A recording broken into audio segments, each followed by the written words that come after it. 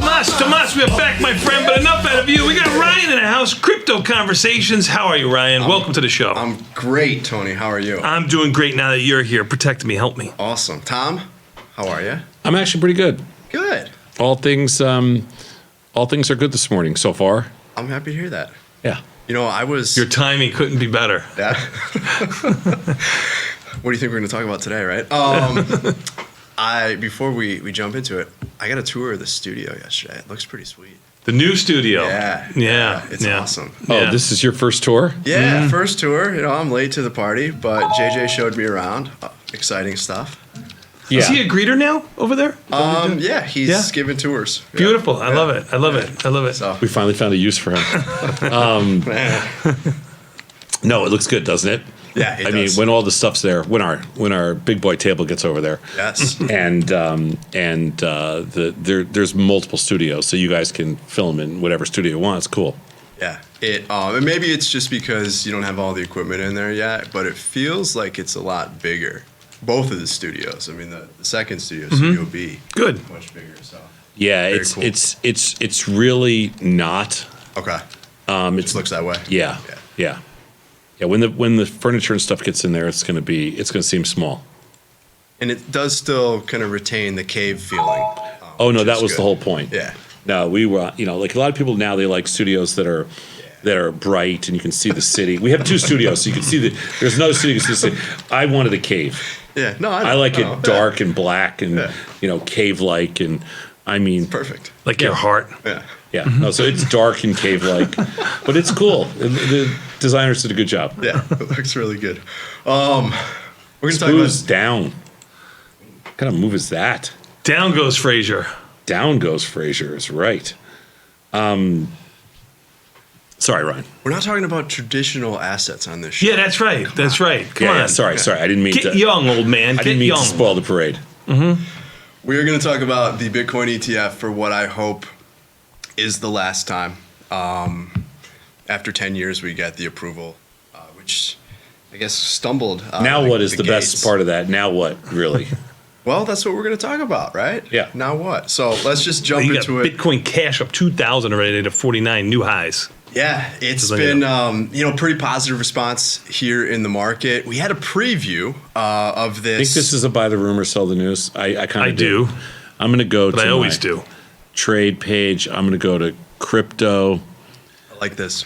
I'm going to go while you're here, Ryan. I'm going to go to, what do we say? Bitcoin. Sell it all. I got to do something. You know, the launch of, you had the Coinbase IPO, and you had the launch of crypto futures, Bitcoin futures, did mark a local top at the time. I'm not saying history is going to repeat itself, but I guess you have that on your side here, Tom. Bitcoin up 170% over the last year into this. When you look at some on-chain metrics, there are a lot of holders that are well in the black here. There are profits to be taken. So I do think you're right in that, if I'm an investment manager, RIA, and now, it's a lot easier to get some exposure for clients to this asset class, you take a prudent approach. I just sold some Bitcoin. I just sold 4 tranches of Bitcoin and 2 tranches of Bitcoin and 2 tranches of Ethereum. These are numbers we haven't seen In quite some time. Yeah. Well, I think especially if you bought it at the lows or near the lows. Well, I don't know where I bought earlier it all in at the this year. point, but whatever it isn't here. Right. I mean, I would say my average is probably in the mid to low 20s. Okay. And It's fair. That's where That's it a good languished trade. for quite some time. Yeah. Listen, we bought some at $500 too. No, I know, but the ones I'm selling now, I bought. This is probably double. yeah. Yeah. It's probably a little better than double. Yeah. And in ETH, it's definitely double. I mean, the highest we paid was like 1,300. So it's 2,600, 2,700 right now. So it's a clean double. Take a little money off the table. It's probably a really smart thing to do. Yeah, I think so. I've been doing the same thing in my account with a lot of the L2s, some of the things that we've talked about. I mean, you look at some of this stuff, short term, it's a bit That's extended. enough. I don't want you're getting me to sell too much. Done. Yeah, it's your fault, Ryan. It's all your fault, If it Ryan. goes higher now, Yeah, It's no, all no, your no, I'm fault. done. I'm done. Like 50,000's on the table by this afternoon now. Yeah. Yep. Yep. No, no, no, I don't care where. I'm still long it. I want it to go higher. I don't want it to go down. Yeah. But I just took enough off the table, and I can't believe I waited this long. It's like a record for me. Great trade. You are a changed man.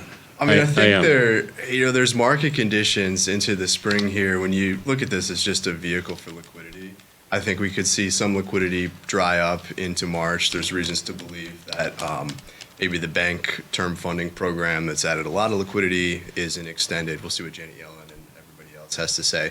But this has benefited from a lot of what's happened in 2023. And I think, look, we finally got the approval, take some profits here. I've done the same thing as some of these others. But it's been a good week, a sea of green, a couple that have underperformed. But what we've seen recently, and we'll dig into in just a little bit, is quite the response in Ethereum really over the last couple of days. So up 17% on the week and putting it up 17% on the month.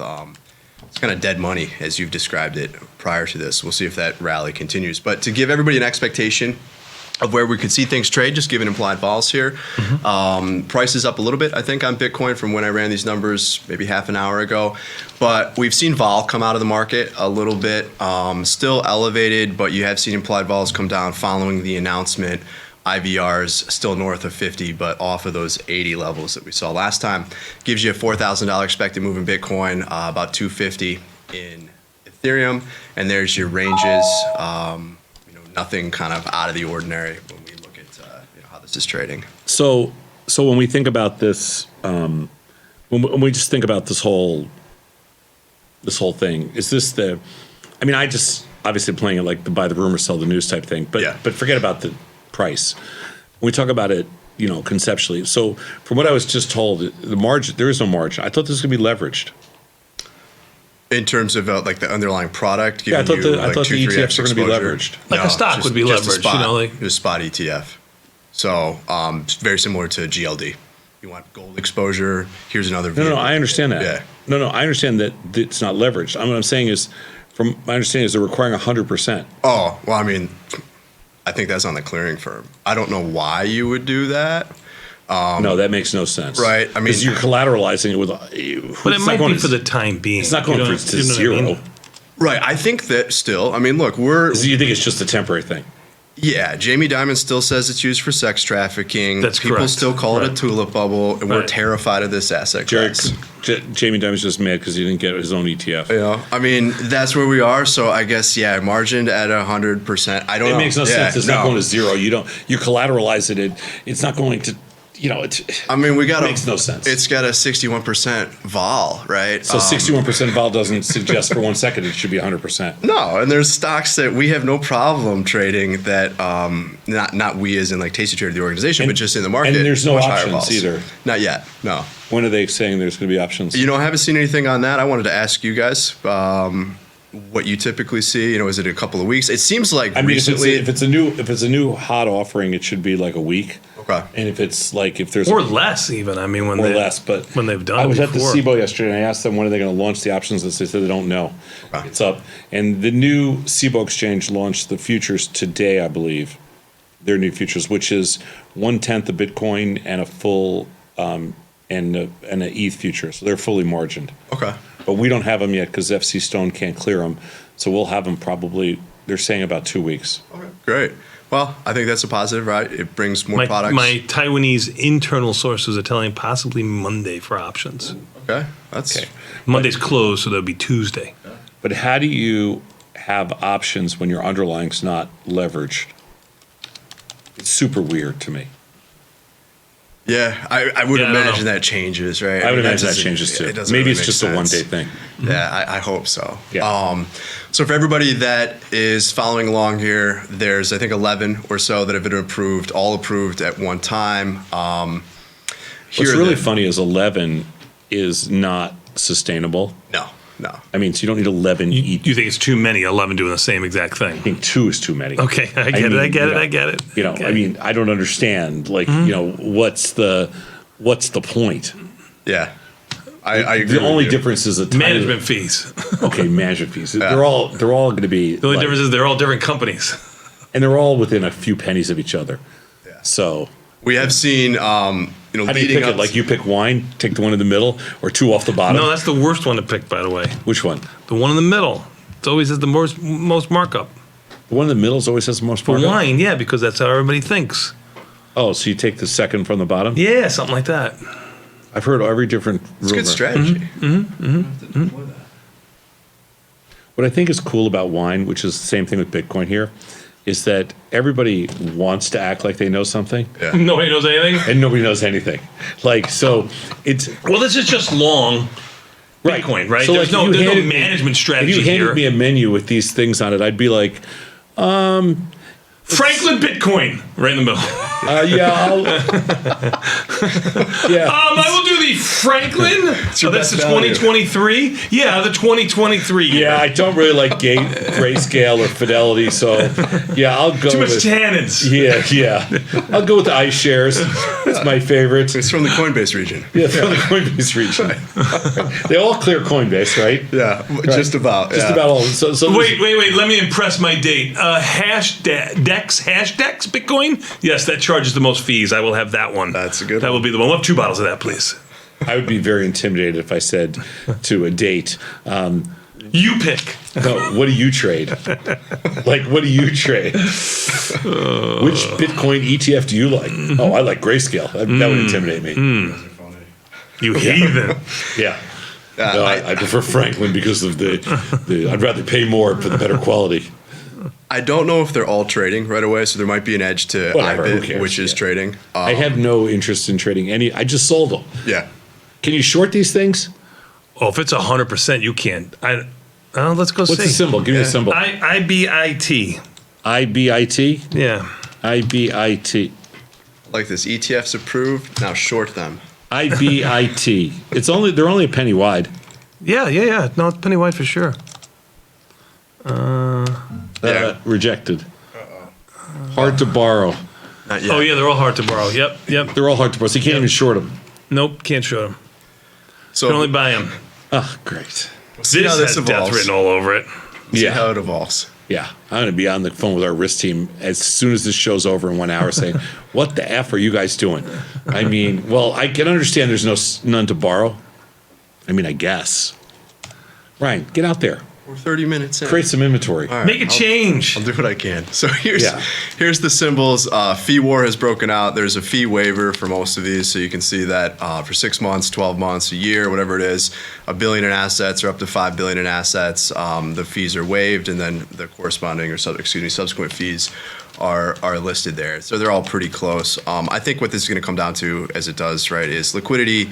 And Fidelity has a fund network. You're going to see a lot of liquidity there. iShares, great marketing team, et cetera. Not all of them are going to make it. But this is where we are here today. Does it matter that much? I suppose it matters for RIAs, but it's not like you can't get crypto exposure or you haven't been able to for the last decade. And as we pointed out on the show, we saw institutions, money managers, asset managers pile into the listed derivatives ahead of this. So people have the trade on, and we'll see if there's some profit taking. But what I really want to talk about is the next trade. The next trade. The next trade. And we're starting to see it Okay. already in the market, as we mentioned, as we were saying before the show, a couple days too late here in terms of the schedule. But you look at the underperformance of Ethereum versus Bitcoin leading up to this. Bitcoin's up approximately 170%, Ethereum about 90%. So it's been great if you've been in both of these over the last year, but Bitcoin has outperformed significantly. I think you're going to see Ethereum play catch up because the conversation is now going to shift towards when is an Ethereum ETF going to be approved. I believe that there's a few You that would think tomorrow, if not sooner. I mean, Right. that's what I would think as a. Yeah, and I think the argument around it is, well, we haven't seen the SEC come out and say really the same thing about Ethereum. Gary Gensler still kind of wavers on whether or not this is a security or commodity, and they've been a little bit more explicit with Bitcoin as a commodity. But you have Ethereum futures that trade. You have an Ethereum futures ETF. Yeah. Naturally, the Ethereum spot ETF is coming next. And so I think that you'll start to see the market front run that in the same way that we tried to explain every 5% daily move in Bitcoin for the last 3 months as the ETF. You'll see ETH play catch up. And there's been that pretty wide performance gap. So I want to get back to how you can put that trade on with futures. You wait until the new SIBO product comes out because Okay. then you can do it. Then you can do it 3-2, and it's perfect. So, assuming You can do the ratio you can do the properly, ratio. yeah. So, assuming the volatilities are about right, about the same, you have 4,800. Just say 5,000. We'll round up. You have 5,000 in Bitcoin. For 1/10 the size is 5,000. So 2 times that is $10,000. And then ETH is, where is it right now? But 26. 26. So it's either 3 or 4. So the ratio is It's ratio is- 27, so make it 4. But I figure the vol's a little higher in there. I don't Yeah. really know. But so It just is say it's right now. 3. So you're basically talking about 9,000 versus 10,000. So it's close enough. So it's 2 by 3. Or if And you wanna- can lean one way or the other. or you can lean one way or the other, right? Right. So you want to be along a little more ETH, Right. you make it 4-2 Yes. or 2-1, and that's going to be the cleanest way to play. Because right now, you can't trade the futures at the CME because it's 50 ETH coins. We did that already once. Yes. It's 50 coins, or it's 1/10 of one coin, which is only $200. $270, which is too small. So I can walk through that, just show everybody, and there is the math that you can do, and keep these slides for applying that that same approach to any of these products. So you can put it on today, but to your point, Tom, I think once you have products that are in terms of the specs more conducive to this, it'll be a lot better. But let's just take a look at that spread so everybody understands what I'm talking about here, where I think this is the trade and we're seeing it play out in real time. Bitcoin up 170, ETH up about 100. High positive correlation, obviously. And so we'll see, can ETH play a little bit more in terms of catch up? And then on the next slide, just to give everybody some context as to where we are with that ratio, we're trading at about 500ths of a Bitcoin when you look at the price of Ethereum. We've been close to a 10th. This has been just a really bearish chart over the last year, and even longer than that. And so, well, yes, you definitely missed maybe the bottom here, a big response over the last couple of days. It doesn't mean that there isn't more room to run.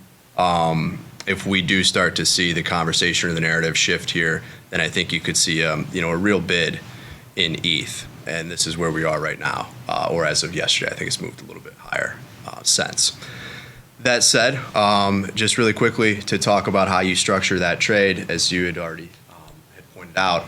But on the next slide, if you want to use the micros, they're just not really sized appropriately. Yeah, that's the problem. But what you want to look at is how many times does the price of Ethereum go into the price of Bitcoin, and then you would adjust for volatility if you want to. So right now, we're looking at it about 18 Ethereum contracts versus one short micro Bitcoin. Not ideal, obviously. If you want to adjust for volatility on the next slide, here's how you would do that. And this, again, applies to just about anything. Well, we've got a Bitcoin vol of 61%, an ETH vol of 67%. You're going to divide those, and I apologize. I used a slide from the last time, so I haven't updated those last numbers, scrambling at the end here. But you would divide the Bitcoin vol by the ETH vol, and that's going to give you 0.9.